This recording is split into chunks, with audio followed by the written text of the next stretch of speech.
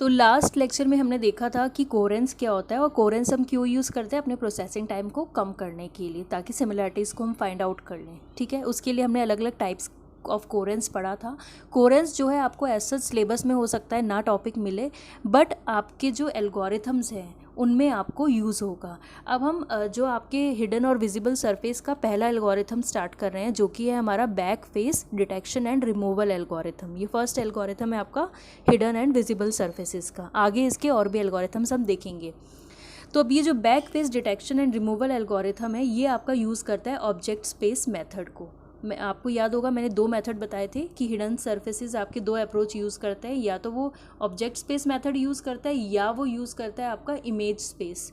ठीक है, मेथड। तो ये कौन सा यूज़ करता है? Image space method. Image space method में मैंने क्या बताया था कि जो ऑब्जेक्ट होता है वो उसके जो कोऑर्डिनेट्स हैं, उसकी जो प्रॉपर्टीज़ है उसी को यूज़ करता है। मैंने एग्जांपल दिया था पेंसिल का, कि पेंसिल की से वो क्या करेगा कि वो पेंसिल के ही कोऑर्डिनेट्स को यूज़ करेगा ये फाइंड आउट करने के लिए कि जैसे पेंसिल की कितनी हाइट है, ठीक है, कितनी इसकी विड्थ है, इसकी कितनी वॉल्यूम है। जो इसके जो मेजर्स यूज़ करेगा वो ऑब्जेक्ट के ही यूज़ करेगा, coordinates properties, to find out कि इसका हिडन और विजिबल पार्ट कौन सा है। देन ये आपका बैक फेस डिटेक्शन एल्गोरिथम कब एप्लीकेबल होगा? ये तब एप्लीकेबल होगा जब आपके दो ऑब्जेक्ट्स नॉन ओवरलैपिंग होंगे, सेपरेट होंगे। अगर आपको याद हो, ये मैंने ऑब्जेक्ट कोहेरेंस में बताया था कि दो ऑब्जेक्ट जब सेपरेट होंगे तभी हम इस बैक फेस डिटेक्शन एल्गोरिथम को अप्लाई कर सकते हैं। सेपरेट का मतलब क्या है कि एक ऑब्जेक्ट सपोज ये पड़ा है, एक ऑब्जेक्ट ये है, कि दो ऑब्जेक्ट डिफरेंस है, आपस में एक दूसरे के ऊपर ओवरलैप नहीं कर रहे हैं, नॉन ओवरलैपिंग होंगे, तभी ये आपका एप्लीकेबल होगा।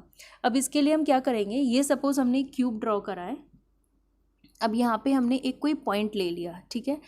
अब ये जो पॉइंट हमने लिया उसके कोऑर्डिनेट्स हैं कुछ भी एक्स वाई जेड, और ये एक हमारा कैमरा है, ठीक है, जिसकी स्क्रीन को हम कहते हैं उसका प्रोजेक्शन प्लेन पे हमें जो भी इमेज दिखती है।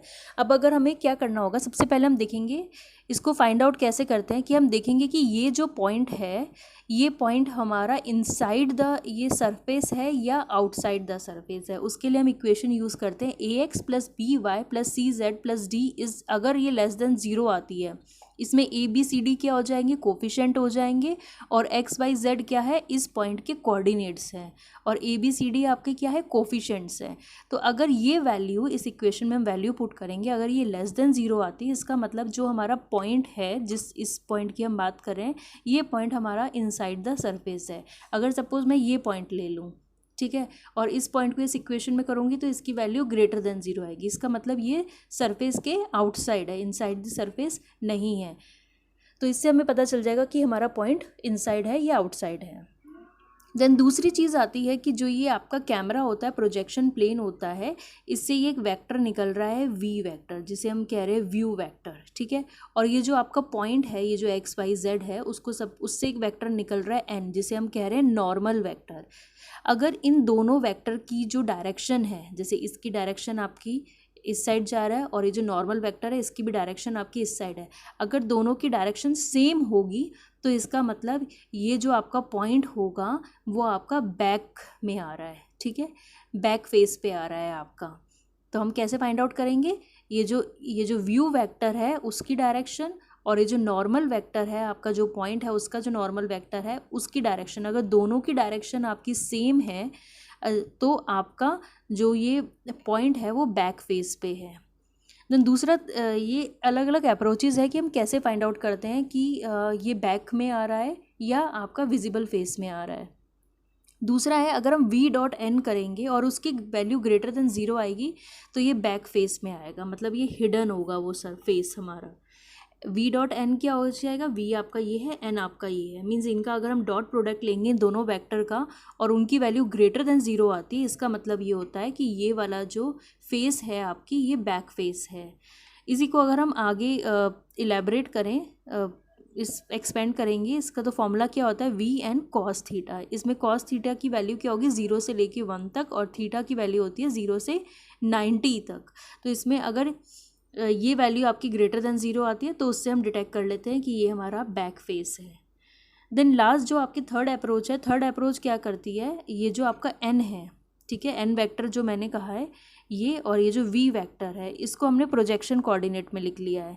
प्रोजेक्शन कोऑर्डिनेट में अगर हमने n को लिखा तो क्या हो जाएगा ai bj ck, और ऐसे ही v के लिए हम क्या कर रहे हैं 0 0 vz। 0 0 vz क्यों लिखा है हमने यहाँ पे, क्योंकि जब भी हम जब हम देखते हैं, ठीक है, कैमरे से देख रहे हैं किसी इमेज को, तो उस टाइम पे क्या होगा कि x और y कोऑर्डिनेट 0 होते हैं, सिर्फ z कोऑर्डिनेट के अलोंग हम देखते हैं, तो इसलिए x और y को हम 0 रखते हैं।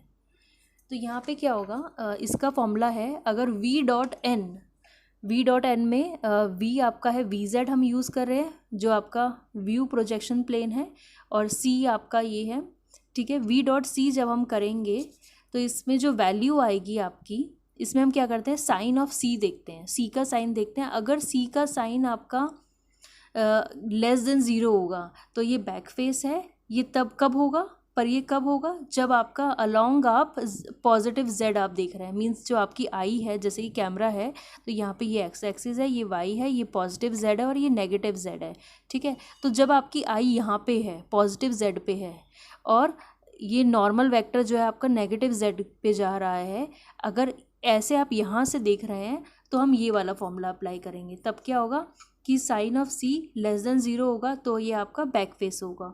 और अगर हम यहाँ से देख रहे हैं, सपोज़ ये इमेज ऐसी है कि आपका नेगेटिव z यहाँ पे आ रहा है, पॉजिटिव z यहाँ पे आ रहा है, मीन्स राइट हैंडेड और लेफ्ट हैंडेड जो व्यू है उससे हम देख रहे हैं, तो क्या हो जाएगा, तब हम ये वाला फॉर्मूला अप्लाई करेंगे। तो उस केस में अगर साइन ऑफ c आपका ग्रेटर देन 0 होगा तो बैक फेस होगा।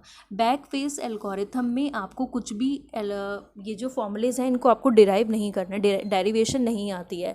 बस इसमें क्या होता है, ये 3 अप्रोच हैं जिनसे हम फाइंड आउट करते हैं कि ये जो फेस है, हमारा जो सरफेस है वो हमारा बैक में है, हिडन है, या वो विजिबल है। उसको बैक फेस को डिटेक्ट करने का ये तरीका है। इसमें 3 अप्रोचेज हमने यूज़ करी है, एक पॉइंट को लेकर करा है, एक नॉर्मल वेक्टर को लेकर करा है, और तीसरा हमने प्रोजेक्शन कोऑर्डिनेट को लेकर। ये 3 बस फॉर्मूले आपको याद करने हैं कि कैसे हम फाइंड आउट करेंगे कि ये बैक फेस है या ये फ्रंट फेस है। तो बस ये बैक फेस को डिटेक्ट करता है। और इसकी एक ड्रॉबैक है। ड्रॉबैक क्या है कि ये जो पार्शली हिडन सर्फेसेस है उसके लिए ये एल्गोरिथम ज़्यादा अच्छा परफॉर्म नहीं करता है। तो ये किसकी इंपॉर्टेंट ड्रॉबैक है, और फिर इस ड्रॉबैक को हम कैसे दूर करते हैं वो हम एक अलग एल्गोरिथम में पढ़ेंगे। Thank you.